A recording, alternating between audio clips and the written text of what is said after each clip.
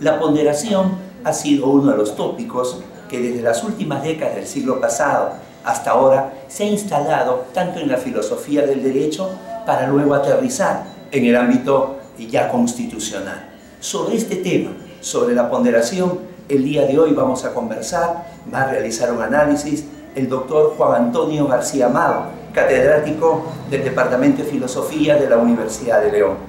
Bienvenidos a Tribuna Constitucional en su programa número 77. Soy Guido Aguila Grado y el día de hoy hablaremos sobre la ponderación, análisis del doctor Juan Antonio García Amado. Sean todos bienvenidos. Toño, bienvenido a Tribuna Constitucional. Muchísimas gracias por este espacio, por este tiempo y para hablar un poco del tema de la ponderación. Bienvenido. Muchas gracias, querido Guido. Un placer. El placer es nuestro.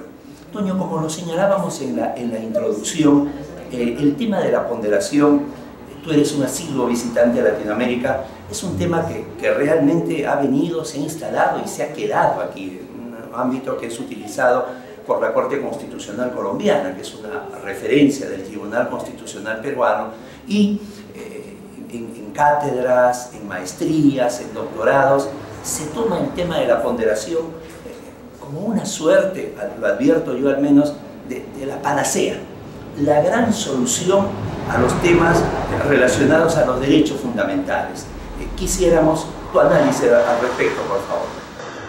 Bueno, sabes que yo soy crítico con el tema de la ponderación y lo soy por dos razones. Por razones, diríamos, descriptivas y por razones normativas. Creo que la ponderación es una descripción errónea, equivocada de cómo, de hecho, cómo materialmente razonan los jueces, incluso cuando hay conflictos de derecho reales o aparentes, o cuando resuelven cuestiones de constitucionalidad. Si ponderar significa valorar, todo el positivismo del siglo XX ha venido insistiendo en que la labor judicial tiene un componente inexorablemente valorativo.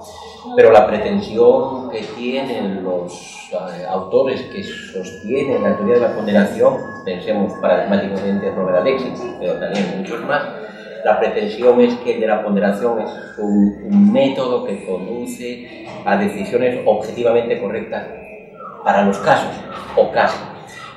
Con lo cual no se trata tanto de valorar como de un procedimiento mediante el cual se constataría cuál es el peso mayor de cada principio en cada caso, y de esa manera no habría tanto un componente valorativo como un componente constatativo o demostrativo. Predominaría el principio del derecho que objetivamente, no según la valoración personal de ese juez o tribunal, que objetivamente pese más.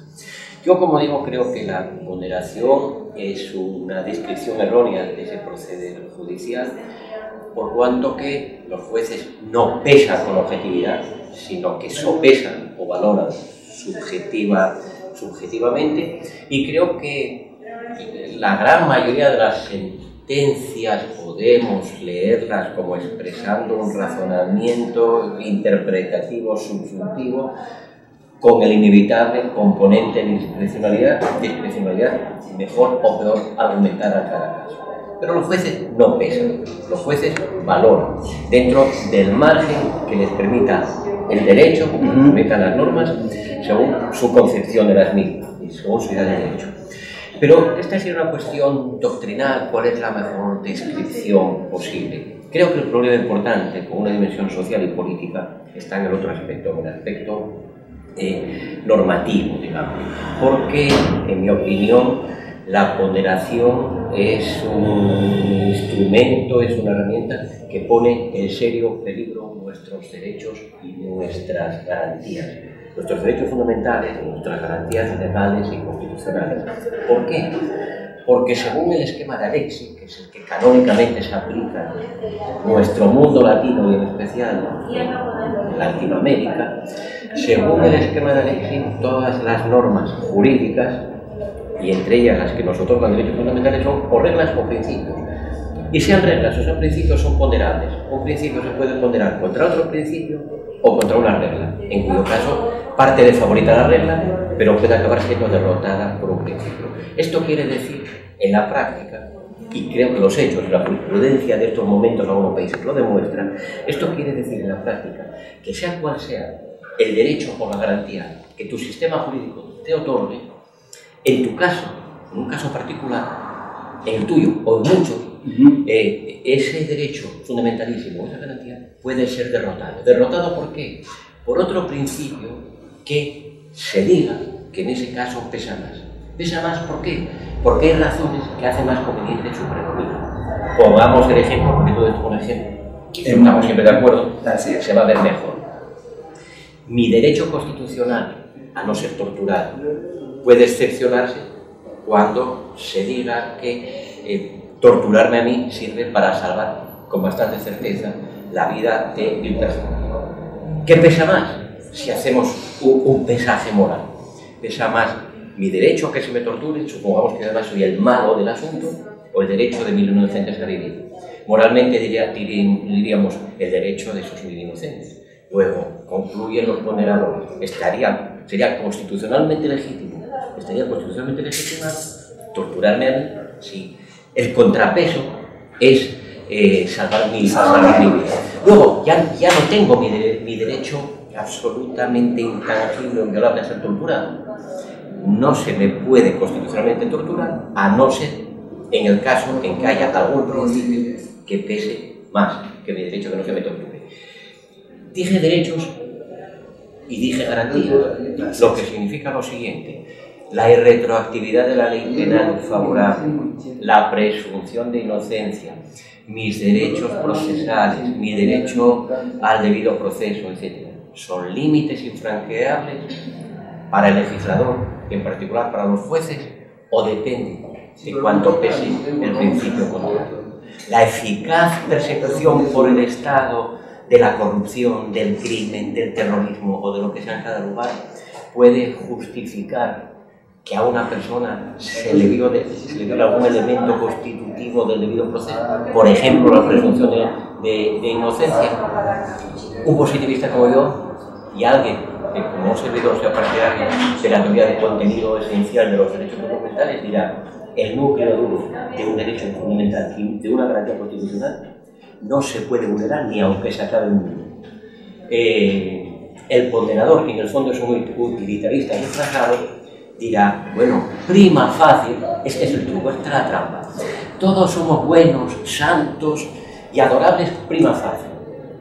Pero luego hay que pensar, a lo mejor resulta que usted, aunque en principio se reconocen tantos derechos, va a ser la víctima de la tortura, de la falta de garantías, de la manipulación del Estado, etc. Por cuanto que al ponderar, a fin de cuentas, ya no prima facie, sino a fin de cuentas, salió que ganaba la conveniencia social de que a usted se le vulnere ese derecho. Entonces yo quiero vivir en un Estado en el que se respete el principio de legalidad en materia de sanciones, en el que se respete el debido proceso, en el que se respete la presunción de inocencia, en el que se respete el derecho de defensa, en el que se respete el derecho al honor, en el que se respete la obligación constitucional de que sea compensado todo aquel que sea víctima de un daño por el mal funcionamiento del Estado, etcétera, etcétera, etcétera. Y en ese Estado se toman en serio las palabras de la ley y las palabras de la Constitución, y no se las toma a beneficio de inventar, de modo que se pondera para ver si al final a usted lo torturan o no lo torturan, o le respetan o no le respetan sus garantías. Esa es la razón, en el fondo política y también moral, por la que yo estoy en contra de la moda de la ponderación, que pese a que se presenta como un modo de promocionar los derechos humanos, los derechos fundamentales, es la mayor carga de profundidad que en las últimas décadas se ha puesto precisamente contra la vigencia y la permanencia de esos derechos. Yo lucho contra la ponderación porque lucho por el Estado de Derecho. Y Toño, sobre lo que has señalado, justamente hay generalmente estas instituciones, estos productos que nos vienen, digamos, enlatados y como la llave maestra que abre todas las puertas a las garantías de los derechos fundamentales, muchas veces vienen con una etiqueta, un disfraz. Por ejemplo, cuando se dice los principios son mandatos de optimización, ya desde el solo nombre dejara la sensación de que siempre va a ser favorable. Y sobre lo otro, muchas veces se dice, ah, no, pero no hay tal subjetivismo porque hay una fórmula del peso y entonces se determinan criterios cuasi matemáticos que aparentemente los llevan a la objetividad. Y esto en el fondo no es así, ¿verdad? Bueno, habría que decir muchas cosas. Diga, por favor. Empiezo resumidamente, y empiezo en un cierto tono de broma, cierto tono de broma. Los principios son mandatos de optimización porque alguien con éxito de pronto dijo que los principios son mandatos de optimización. Es como si yo triunfara un día diciendo el alma es una esencia etérea. Digo, oh, qué interesante, el alma es una esencia etérea. Triunfa mi afirmación, pero con eso ni probamos que el alma exista ni que sea etérea. Entonces, yo creo que esa teoría de las normas, que está en la base de la teoría de la ponderación y del actual neoconstitucionalismo, esa teoría de las normas que divide todas las normas jurídicas, o casi todas, en reglas y en principios, y que define los principios como mandato de optimización, es una teoría de las normas jurídicas sumamente elemental o primitiva y profundamente inconsistente. ¿Por qué? Y en resumen, porque en Alexis, y también valdría en Gorky, pero centrémonos en Alexis, que es el portavoz de esta orientación, no hay diferencia estructural entre reglas y principios. Esta sería la realidad. No existe diferencia estructural entre reglas y principios. ¿Qué quiere esto decir? Quiere decirse que los principios, por contraste con las reglas, y las reglas, por contraste con los principios, no son reconocibles por alguna señal o peculiaridad que tengan en su estructura. Pongo un ejemplo en broma. Si dijéramos los principios son las normas cuyo enunciado tiene más de 15 palabras y las reglas que tienen menos, eso sería absurdo porque sería una diferencia estructural. Eso a uno le permitiría ir a la Constitución, por ejemplo, y reconocer aquí hay una regla, aquí hay un principio. Eso no ocurre en la teoría de los principios de Alexis y de otros autores. Sí. De modo que cuando se dice que los principios son mandatos de optimización y por tanto se ponderan, la realidad de las cosas, si leemos a fondo y en serio Alexis, es la siguiente. No es que los principios se ponderen porque sean mandatos de optimización, sino que son mandatos de optimización porque se ponderan. Lo cual quiere decir que es usted, que es el intérprete, quien decide atribuir a una determinada norma la condición de regla o de principio, según que quiera ponderarla o no ponderarla, y según que quiera darle un tipo de ventaja u otra, o sobre todo, justificar uno u otro tipo de razonamiento aplicativo. De esa manera, todas las normas, en particular todas las normas fundamentales, pierden su elemento rígido, digamos, que es la garantía, y se convierten en maleables, en dúctiles, en moldeables por el intérprete, que las va a aplicar como quiera, simplemente diciendo la aplicación en este caso tiene que ser flexible y ponderando, porque mire, esta norma que a usted le da el derecho a ello es un principio y como tal no dice que usted deba estar protegido en este aspecto, sino que dice que tenemos que hacer con usted en este aspecto todo lo posible. Y ahora vamos a ver lo que podemos, y a lo mejor, en tu caso, querido amigo, has perdido y por tanto los derechos que tus conciudadanos sobre el papel tienen, en la práctica puedes dejar de tenerlos. Bien. Clarísimo, Toño, clarísimo. Bueno, para ir cerrando y no abusar de tu tiempo, sabemos que de la intensa actividad que has venido teniendo y que vas a continuar teniendo acá en el país y en Latinoamérica. Toño, esto último, cuando viene con el neoconstitucionalismo, ¿por qué en el derecho, ya como docente, nos cuesta darle una mirada crítica, nos cuesta recibirlo y decir, muy bien, vamos a quitarle el cascarón y vamos a analizar qué tan profundo es esto? Porque lo que tú acabas de señalar, ¿no? O sea, se dijo, los principios son mandato de optimización y bueno, el teorema de Pitágoras, ¿no? La suma del cuadrado de los catetos es igual al cuadrado de la hipotenusa, pero no se nos da por demostrarlo. A ver, ¿es en verdad esto? ¿Qué tanto de sustento tiene? Debería ser el derecho, creo yo, como teorema, decía muy bien. Si me dices esto, demostrable. Y son como axiomas, se creen de por sí.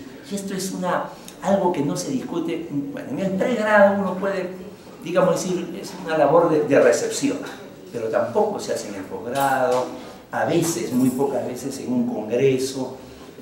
¿Cuál es allí el tema, el viraje que debemos dar en la enseñanza del derecho, sobre todo con instituciones, por ejemplo, como el neoconstitucionalismo, muy marketineras es el nombre, pero que finalmente es un buque que se va hundiendo conforme se van descubriendo sus grietas? También es complejo lo que dice, también merecería un análisis más detallado de lo que puedo y podemos hacer aquí ahora. Yo diría en primer lugar que hay modas y dogmas en la teoría del derecho, como ocurre en general en las ciencias humanas. Hay modas y dogmas, y esos dogmas a veces se convierten en muy férreos.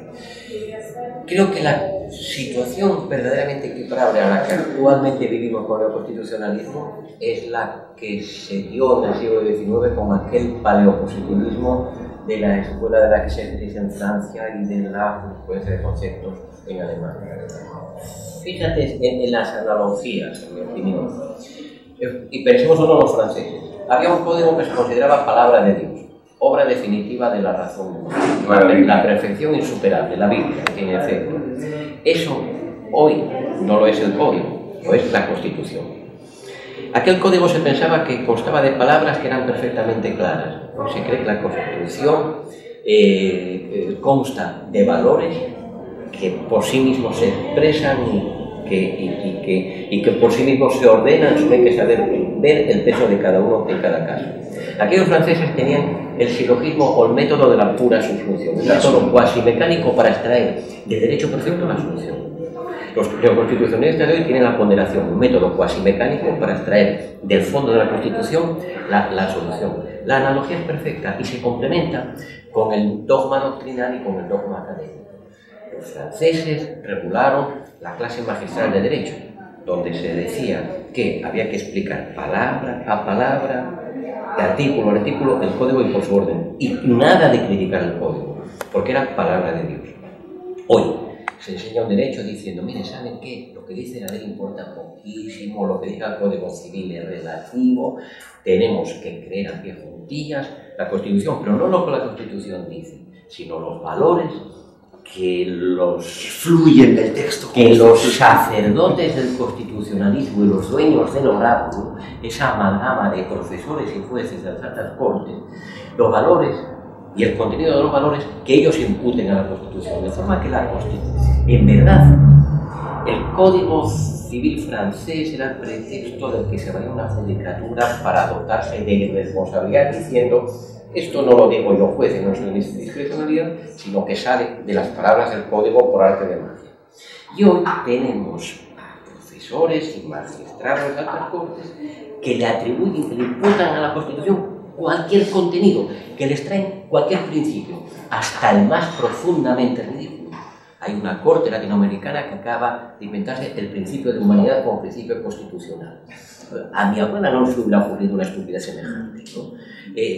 La corte brasileña ha descubierto en la Constitución el derecho a la felicidad. Oiga, bueno, y cuéntenselo a los niños de las favelas de Brasil que tienen un derecho constitucional a ser felices y hagan algo a ese propósito.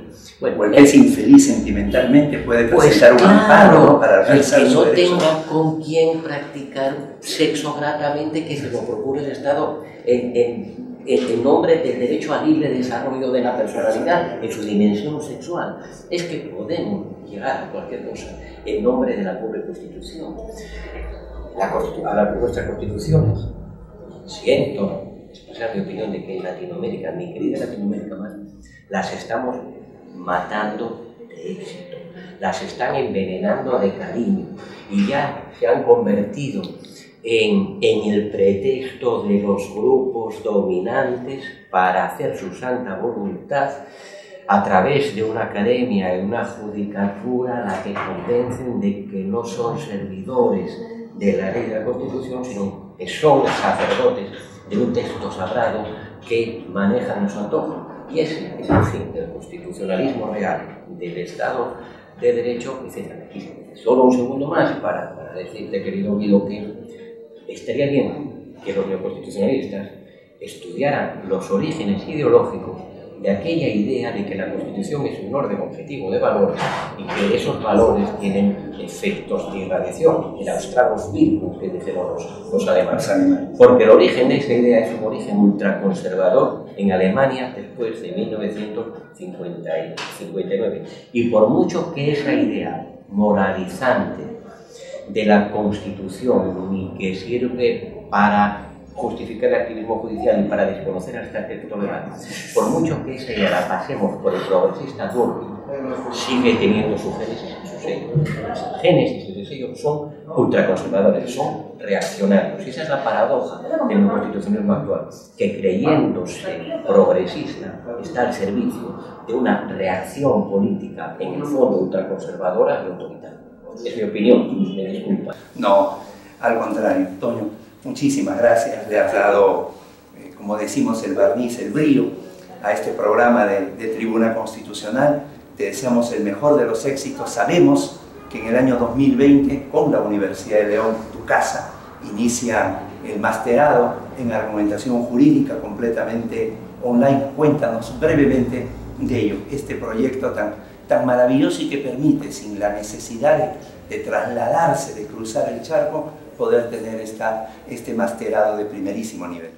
Pues muchas gracias por darme la oportunidad para hablar de esta iniciativa que me ilusiona mucho. Yo dirijo ese máster online, ese máster completamente en línea, en Teoría de la Argumentación Jurídica en Argumentación Jurídica. Resulta de un convenio entre Tirán Formación, que es una filial de la editorial Tirán Loblanc, que no sabe, una de las más grandes editoras en temas jurídicos de nuestro ámbito latino, hispano. Surge un convenio de Tirán Loblanc con mi Universidad de León, una universidad pública española.